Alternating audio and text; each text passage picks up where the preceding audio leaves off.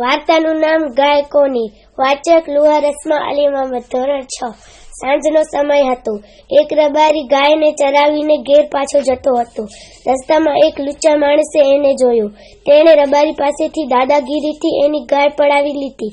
આથી રબારી બિચારો દુઃખી થઈ ગયો. રબારી ફરિયાદ કરવા માટે અકબરના દરબારમાં જતો હતો. ત્યાં રસ્તામાં એને બિરબલ મળ્યો. એણે બિરબલને બધી વાત કરી. બીજા દિવસે બિરબલે રબારીને બોલાવ્યો. સાથે પેલા લુચ્ચા માણસને પણ પેલી ગાય સાથે બોલાવી લીધો. બિરબલે બંનેને પૂછ્યું, આ ગાય ખરેખર કોની છે?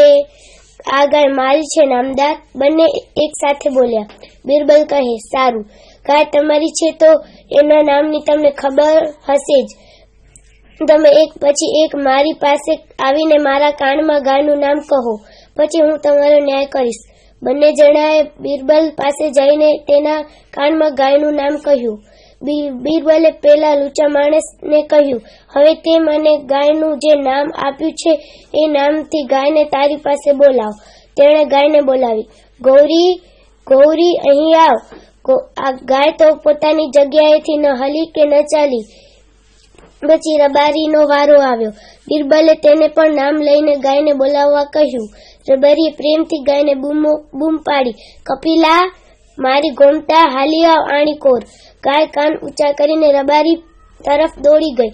તે રબારીની પાસે આવી એટલે રબારીએ વહાલથી તેના શરીર પર હાથ ફેરવ્યો. બિરબલે પેલા લુચ્ચા માણસને કહ્યું, જોયું ને, ગાય તો રબારીની જ છે. તે દાદાગીરીથી એની ગાય પડાવી લીધી છે. ઉપરથી પાછો તું જૂઠું બોલે છે. પેલો લુચ્ચો માણસ ડરી ગયો. તે બિરબલની માફી માંગવા લાગ્યો. પણ બિરબલે લુચ્ચા માણસને 50 ફટકા મારવાની સજા ફરમાવી. બિરબલે રબારીની ગાય સોંપી દીધી. બિરબલના ન્યાયથી રબારી ખુશીથી નાચવા લાગ્યો.